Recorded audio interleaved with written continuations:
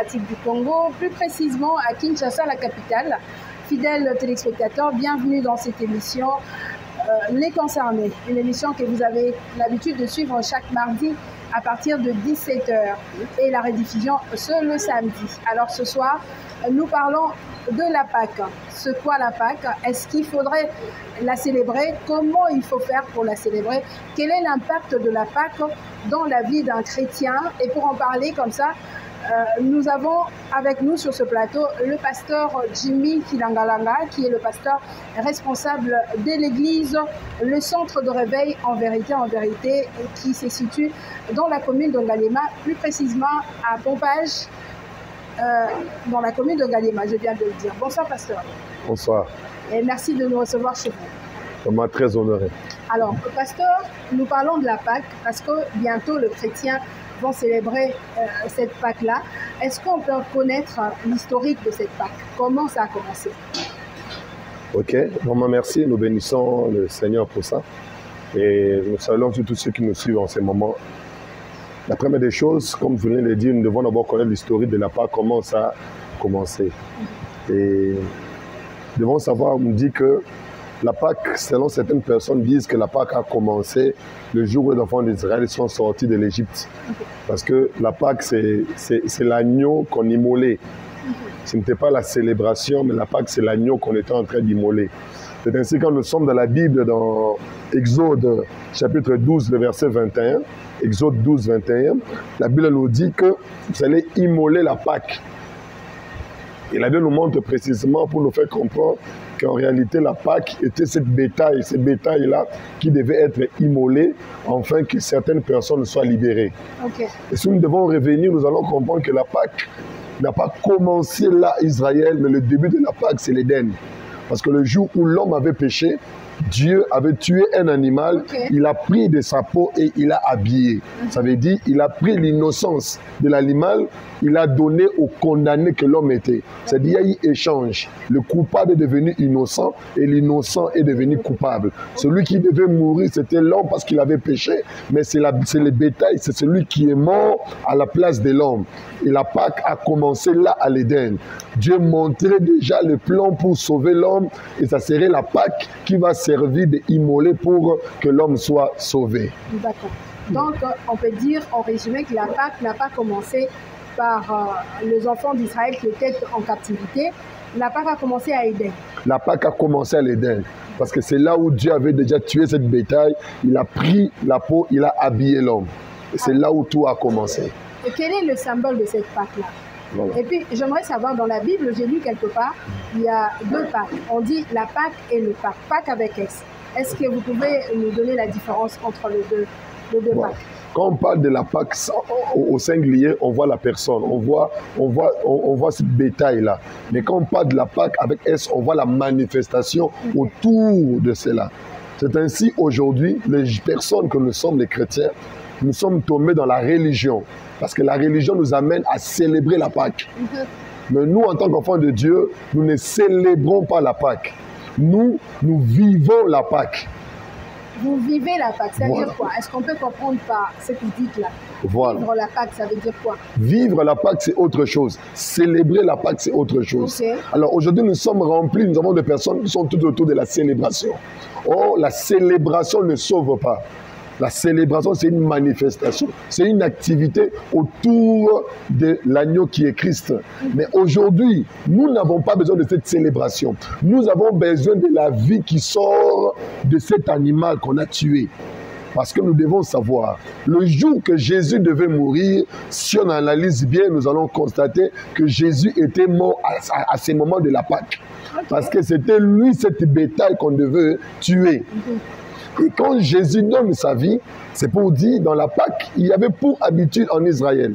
Lorsque nous lisons la Bible dans le livre de Jean, Jean chapitre 18, le verset 39, j'aime ce que Pilate est en train de dire. Pilate appelle les peuples d'Israël, il dit, nous avons pour coutume, à chaque fois que nous avons célébration de Pâques, nous relâchons un prisonnier. Et nous condamnons un autre. Maintenant, j'aimerais vous proposer, comme nous sommes pendant la festivité de la Pâque, est-ce que nous pouvons relâcher Jésus et condamner quelqu'un. Et c'est là où le peuple dit non, jamais. Parce que c'était une coutume pour eux, à chaque célébration de la Pâque, quelqu'un devait être libéré et quelqu'un devait être condamné. Maintenant, vivre la Pâque, c'est quoi? Vivre la Pâque dans notre quotidien, c'est le fait d'accepter de tuer quelqu'un et de faire vivre quelqu'un. Pasteur, mollo. Tuer quelqu'un, qu'est-ce que ça veut dire? Est-ce que vous pouvez nous donner plus d'explications? Voilà. Vous pouvez dire aujourd'hui qu'on tue quelqu'un. Voilà. Quand nous avons tué quelqu'un, parce qu'en chaque personne, il y a deux natures. Il y a le moi, il y a le Christ. Tous ceux qui ont reçu Jésus-Christ dans la vie doivent savoir qu'ils doivent tuer Barnabas, ils doivent tuer le moi et faire vivre le Christ. C'est ça l'apôtre Paul dit dans ses Écritures, il dit, ce n'est plus moi qui vis, mais c'est le Christ qui vit en moi. Pourquoi il dit ce n'est plus moi? L'apôtre Paul veut nous faire comprendre, moi je suis déjà mort. Je me tue chaque jour et je fais vivre Jésus chaque jour.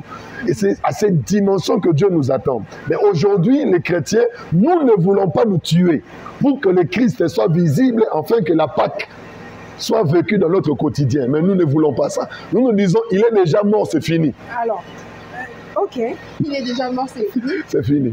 Lorsque nous célébrons la Pâque, est-ce qu'on doit avoir une date? Par exemple, la Noël, on la fête le 25 décembre. Et la Pâque, déjà, les chrétiens ont une date à laquelle nous célébrons la Pâque. Est-ce que ça doit se passer comme ça? C'est écrit dans la Bible ou ce sont juste des coutumes? Ce sont des coutumes juives que l'apôtre Paul déjà s'oppose dans les livres. Quand nous lisons la Bible dans le livre de Colossiens, chapitre 2, à partir du verset 16 au verset 17, j'aime ce que l'apôtre dit à ces passages-là. Il dit que personne ne vous juge donc.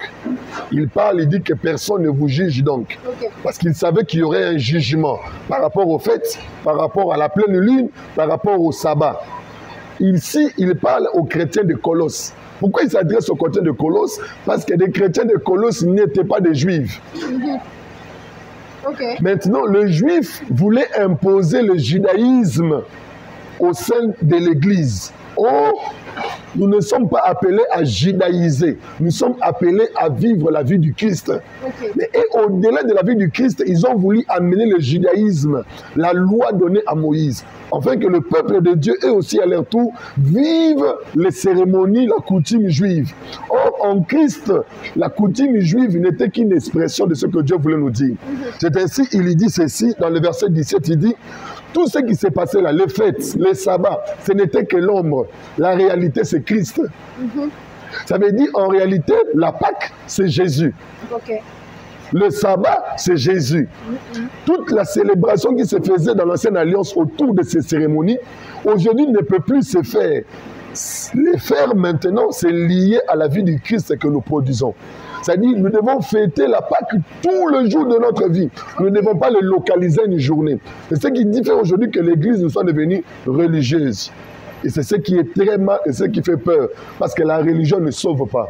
Mais c'est la vie de Jésus en nous qui amène la vie.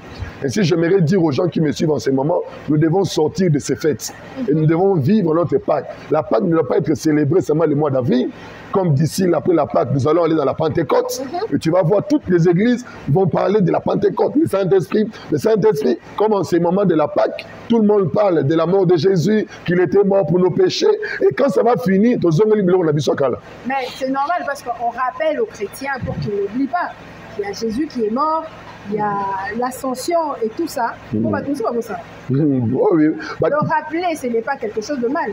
Le rappel ne doit pas se faire dans une période. Le rappel doit se faire au quotidien. Une église qui parle de Jésus-Christ, qui révèle l'œuvre accomplie du Christ, parle de la Pâque chaque jour. Ça veut dire, partout où on parle de la mort et de la résurrection de Jésus, où on amène les enfants de Dieu à disparaître et à laisser Christ paraître, c'est-à-dire, là, on parle déjà de la Pâque tous les jours. Et c'est là où le problème que nous avons. Jésus doit vraiment paraître dans la vie de plusieurs, dans le quotidien. Ce n'est pas aujourd'hui qu'on va réaliser ça. Jésus ne veut pas qu'on se souvienne de sa mort. Il ne veut pas qu'on pense à sa résurrection. Ça ne lui fait rien quand tu te mets à penser que Jésus était mort, que Jésus était ressuscité. Ça ne lui fait rien. Ce qu'il attend de nous, ce n'est pas au niveau du souvenir.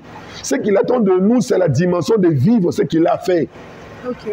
Alors si jusqu'à maintenant, pasteur que je suis, je ne suis pas encore mort et que Jésus ne vit pas pleinement en moi, peu importe la célébration que je ferai de la Pâque n'est pas une réalité dans ma vie. Ok, merci beaucoup, pasteur. Alors, nous parlons de la célébration.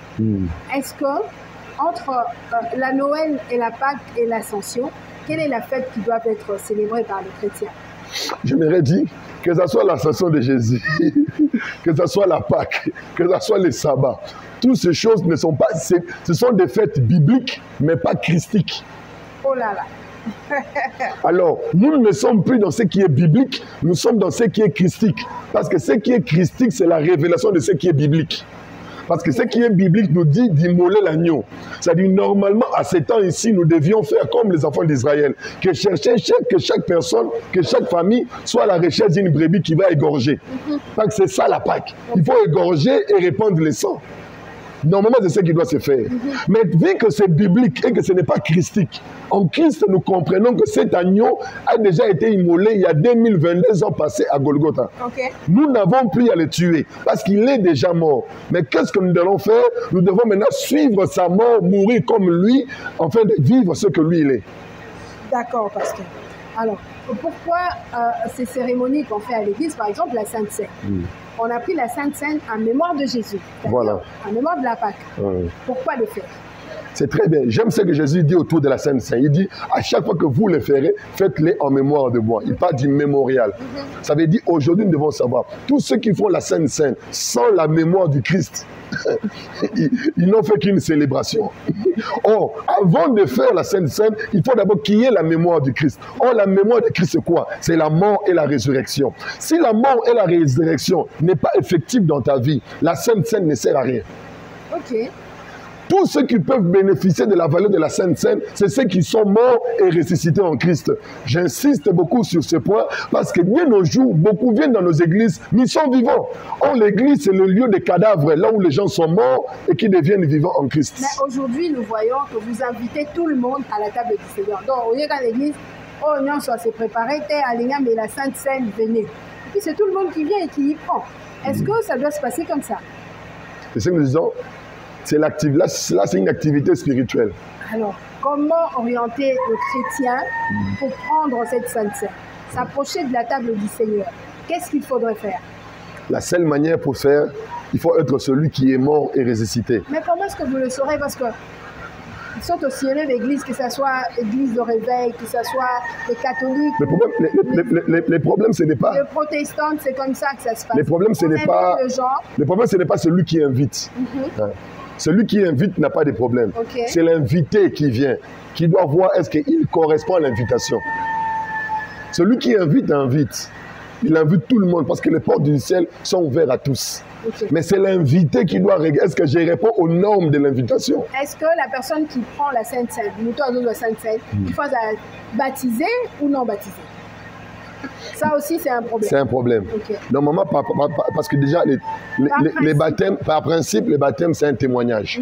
Le baptême n'a jamais été une obligation pour les saluer. Ok.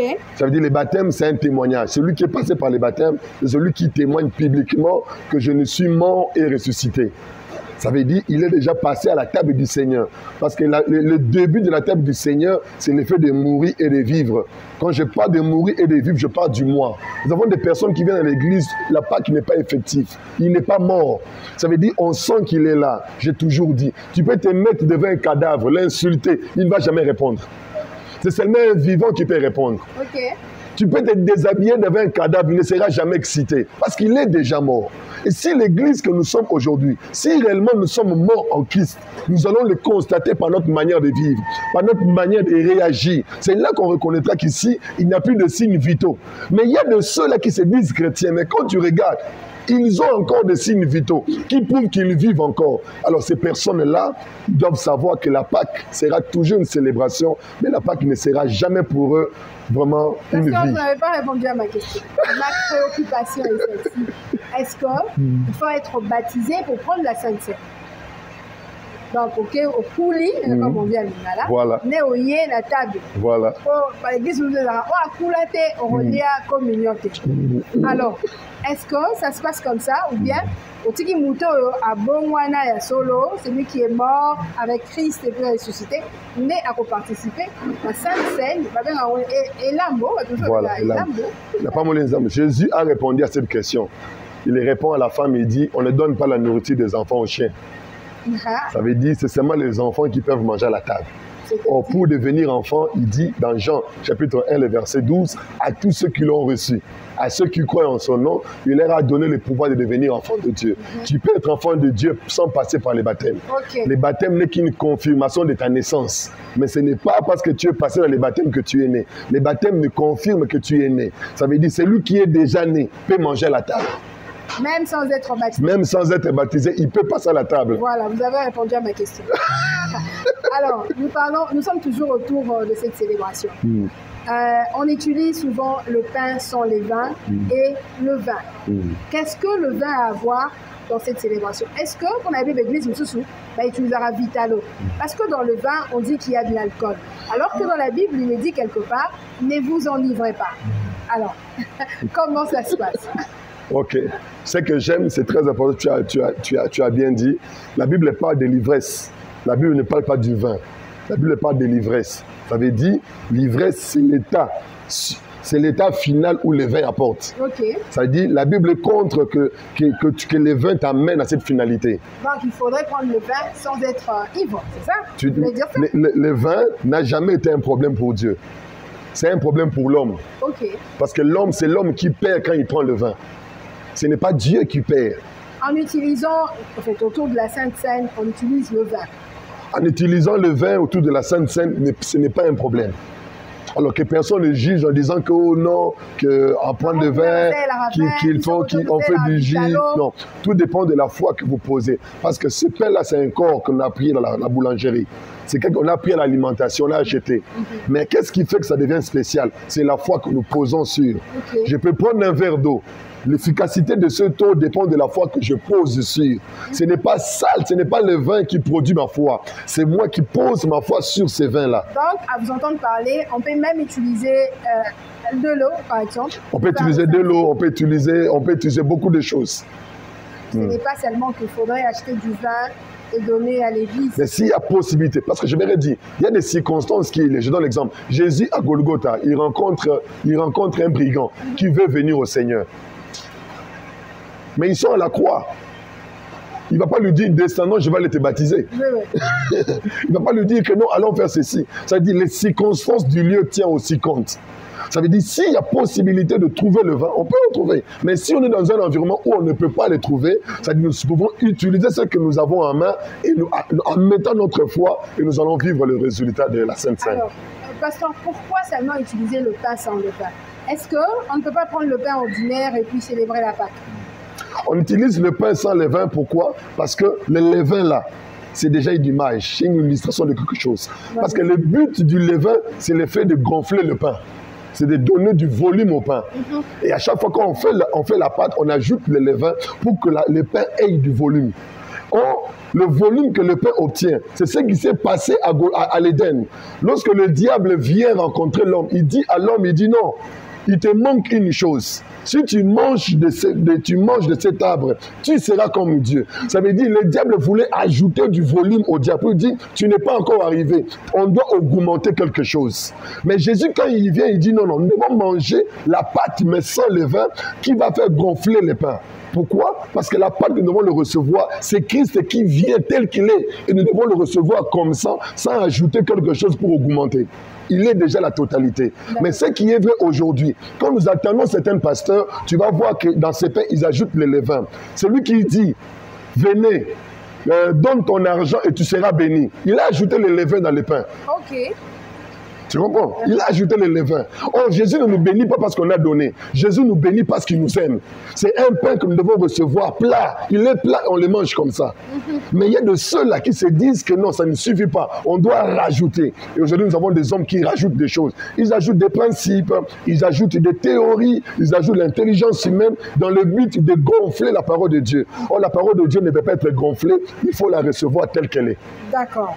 Donc, on peut même utiliser le pain ordinaire. Vous êtes d'accord avec moi? S'il n'y a pas de pain sans levain, parce que ça coûte un peu cher, si on utilisait, parce que vous avez dit, on peut laisser tomber le vin, vous prenez de l'eau, ça dépend. S'il y a des circonstances qui ne nous permettent pas, je me rappelle une fois, je fais une scène avec certaines personnes, avec des biscuits. Ok. Tu comprends? Et on a mis notre foi et on a vu le résultat de la Sainte Seine. C'est-à-dire, il n'est pas question, j'insiste beaucoup, ne nous basons pas dans des principes, ne nous laissons pas. C'est ce qui fait que nous sommes devenus religieux au lieu de nous laisser être conduits par l'Esprit. Mais pasteur, la Bible dit quelque part que faites comme ça. Dans Exode, je pense. Je me souviens plus. Je sais plus. En fait, comme Christ a dit, en fait, comme Moïse donnait des instructions aux enfants d'Israël, il a dit que vous le direz à vos enfants. C'est-à-dire, vous allez faire ce que nous avons fait ce soir pendant les générations qui suivent. Alors, aujourd'hui, quel est le mal à faire ce que Moïse a fait avec les enfants d'Israël? C'est-à-dire, vous ne voulez pas qu'on vive par rapport aux principes bibliques de l'ancien temps. Aujourd'hui, vous voulez qu'on change tout. On ne change pas tout, mais nous avons quitté l'ombre pour aller dans la réalité. Parce que il est possible que mon ombre fasse 3 mètres, parce qu'elle est proportionnelle à la lumière, au reflet de la lumière. Mais je ne suis pas 3 mètres. Ne me jugez pas par rapport à mon ombre. Il est possible que l'ombre ait de la taille au-delà de ce que je suis. Mais s'il faut me juger, il faut venir dans la réalité que je suis. C'est-à-dire, Jésus, c'est la réalité de tout ce qui s'est passé avant. Okay. Quand il dit que des générations futures doivent connaître, vous devez le faire, c'est-à-dire, c'est notre rôle en tant que pasteur, en tant que chrétien, de faire que ce que Jésus a fait à Golgotha soit perpétuel. Ça doit traverser des générations. Et qu'est-ce qu'il a fait? Il est le seul homme qui a accepté de perdre sa position et de laisser Dieu dans sa position. Si nos enfants aussi peuvent accepter, si nous aussi qui sommes là, nous pouvons aussi accepter de perdre notre position et de laisser Dieu dans sa position, qui lui règne, qui le conduit, c'est là où la Pâque vient de commencer. Alléluia. Et tant qu'il n'a pas encore pris cette place, la Pâque n'a pas encore commencé. D'accord, pasteur. Nous continuons toujours autour de la célébration, nous allons y rester là.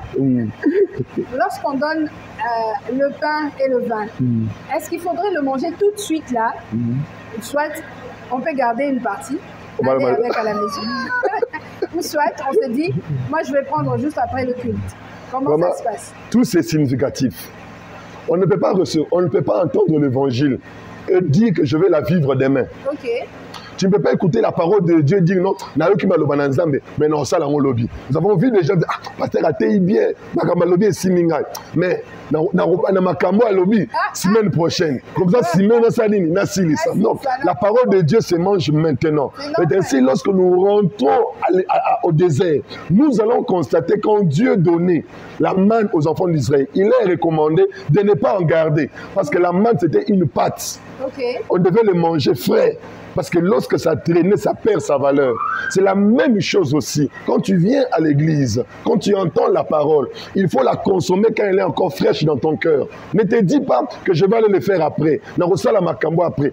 Ta relation après. Après. Non. Quand tu le reçois maintenant, il faut se décider maintenant. Okay. Alors je prie à celui qui me suit aussi en ce moment. C'est maintenant que tu dois te décider de donner ta vie à Jésus, de mourir et de laisser Jésus vivre en toi. D'accord, pasteur. On me fait déjà signe, nous sommes en train de chuter. Okay. Alors, quel est l'impact de la Pâque dans la vie d'un chrétien? Qu'est-ce que la valeur de la Pâque dans la vie d'un chrétien? La valeur de la Pâque dans la vie du chrétien, c'est la valeur de Jésus dans la vie d'un chrétien. Ça veut dire, tout celui qui a Christ a déjà sa Pâque.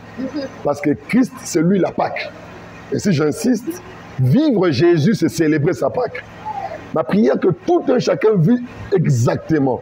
Et qu'est-ce qui se passe? Il y a des paroles dont Dieu a déclaré sur Jésus en disant, voici celui-ci, mon fils bien-aimé, en qui j'ai mis toute mon affection. Okay. Ça veut dire tout celui qui vit en Christ reçoit ce témoignage de Dieu. Quand Dieu le regarde le matin, Dieu dit, voici mon fils, en qui j'ai mis toute mon affection. Quand Dieu le regarde à midi, il dit, voici mon fils. À chaque moment que Dieu le regarde, Dieu voit son fils bien-aimé parce qu'il est porteur de la Pâque. Et si nous devons attendre avril pour célébrer cette Pâque, et quand Dieu nous regarde en janvier, qu'est-ce qu'il voit? Un chrétien qui ment. Quand il regarde février, qu'est-ce qu'il voit? Un chrétien qui escroque. Pourquoi? C'est parce que lui, il attend avril pour vivre sa Pâque. Or, notre Pâque doit être vécue tous les jours. Et si je viens décourager ceux qui se préparent à la Pâque, Je crois que certains disent que déjà le dimanche prochain, ils se préparent à la Pâque. Je veux te décourager. Vis ta Pâque au quotidien. Quittons du système. Il y a un malade qui était là pendant très longtemps. L'ange descendait, mais il n'a jamais été guéri. Pourquoi? Parce que le système peut guérir certaines maladies, mais ne va pas guérir la maladie pour donner la vie. Et lui, il était là. Pendant longtemps, il était là. Il n'a jamais été guéri. Il a fallu que la Pâque, qui est Jésus, vienne vers lui. Il dit, je n'ai personne. Moïse m'a abandonné. Gédéon m'a abandonné. David m'a abandonné. Je pensais que Moïse devait m'amener. Mais Moïse lui-même n'est pas entré au Canaan. Je pensais que c'est David qui allait m'amener. Mais David lui-même, il n'a pas été fidèle avec Dieu. Maintenant, je n'ai personne. Il dit, comme tu n'as personne, un homme est venu vers toi. Si Moïse a échoué, lui, il a réussi. Si Moïse n'est pas entré à Canaan, lui est le seul qui est premier entré à Cana pour venir nous chercher. Si David est tombé avec Bathsheba, lui est celui qui dira, Bathsheba, ton nom va aller loin. Tu parleras de l'évangile partout dans la terre. Parce que Jésus, c'est le modèle parfait. Et tout celui qui rencontre Jésus ne peut pas rester par terre, ne peut que recevoir la vie et ces choses changent dans sa vie. Je dis comme à l'église, Amen. Alors, pasteur Jimmy Kilangalanga, en tout cas, merci beaucoup de nous recevoir chez vous. Alors, un dernier mot, un dernier message à s'adresser. Vous pouvez vous adresser au peuple de Dieu par rapport à cette Pâque que nous attendons dans pas longtemps. Quelle est l'attitude du chrétien qu'il doit observer pendant ce moment de la Pâque? Que tous ceux qui nous suivent, vraiment, que Dieu vous bénisse de partout. Je sais que ce que je vais dire, ceux qui sont religieux seront contre moi. Mais je vous parle déjà d'avance. Nous n'attendons pas la fête de la Pâque. Nous n'attendons pas cette célébration. La Pâque se vit déjà maintenant. Et il est temps de vivre ta Pâque. Il est temps de prendre une décision. Il est temps de te poser la question. Jusqu'à quand tu vas continuer à vivre? Jusqu'à quand tu vas continuer à faire ce que tu veux? Tant que tu vis ainsi, la Pâque n'est pas une réalité. Et tu dois accéder à ta Pâque. Et la seule manière d'accéder à ta Pâque, il faut égorger ta tête. Parce que la Bible dit, Jésus est la tête de l'Église. Tant que ta tête continue à te conduire, j'aimerais te dire, c'est déjà l'échec. Il est temps où Jésus doit conduire ta vie.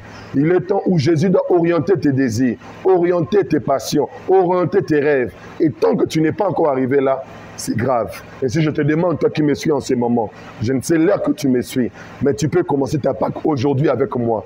Il est simple. Tu n'as qu'à dire après moi, Seigneur Jésus, je refuse de vivre ma vie. Je veux vivre ta vie. Maintenant, aide-moi. Au nom de Jésus-Christ. Amen. Amen. Dieu vous bénisse. Merci beaucoup, pasteur Jimmy Kilangalanga. Je rappelle qu'il est le pasteur responsable du centre de réveil en vérité, qui se situe dans la commune d'Angalema, plus précisément à Pompage. Voilà, pour tous ceux qui veulent prendre ce contact, vous passez par moi. Je veux vous donner ces contacts. Fidèles téléspectateurs, nous sommes arrivés à la fin de cette émission. Les concernés, et ce soir, nous avons parlé de la Pâque, de l'impact de la Pâque dans la vie d'un chrétien, comment la célébrer. Est-ce qu'il faut utiliser seulement du pain sans levain ou le vin? Vous avez compris, vous avez suivi avec le pasteur Jimmy Kilangalanga. On se retrouve très prochainement avec un autre numéro, bien sûr. Bye bye.